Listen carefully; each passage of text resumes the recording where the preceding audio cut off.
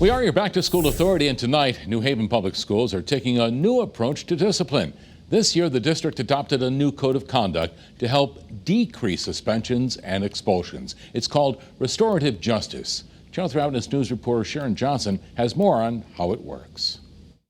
I came to Barnard 2 years ago and looked at the number of referrals that were on my desk, which was well over 1,000 referrals. And I said something has to be done differently. Principal Bob McCain and his staff at Barnard Environmental Science and Technology School in New Haven take a different path when it comes to discipline. McCain says they're restoring kids instead of punishing them.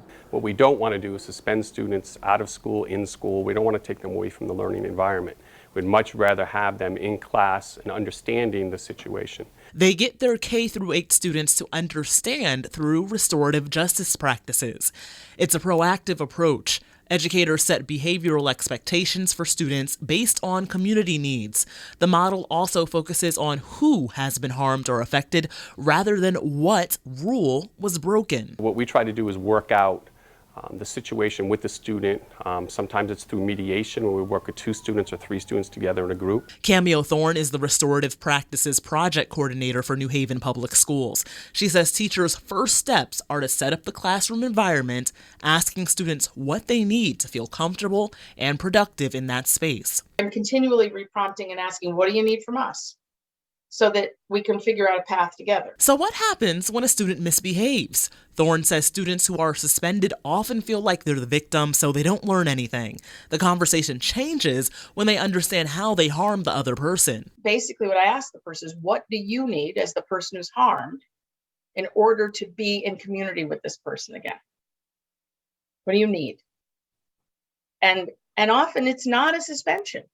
It's not, there's a personal need. And that's what I really want to get to, because that's going to repair the relationship. At Barnard School, In-School Solutions Coordinator Chaz Carmen's goal is to eliminate the school-to-prison pipeline that often involves students who are suspended or expelled and teach students positive coping behaviors. You come into the room for maybe saying a cuss word or something like that. Well, how do we teach you how to use better words?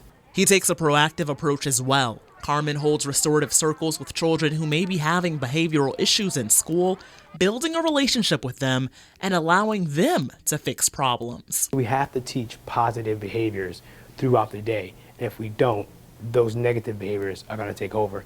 New Haven Public Schools have been working on implementing restorative practices since 2014, but they fully adopted it this year. At Barnard, they say the practice not only shows in the decrease in suspensions, but in their hallways as well. When you start seeing kids take responsibility for what they've done and find solutions for what they've done and come to great solutions, the kids feel really good about themselves. The teachers feel really good about the process that's going on.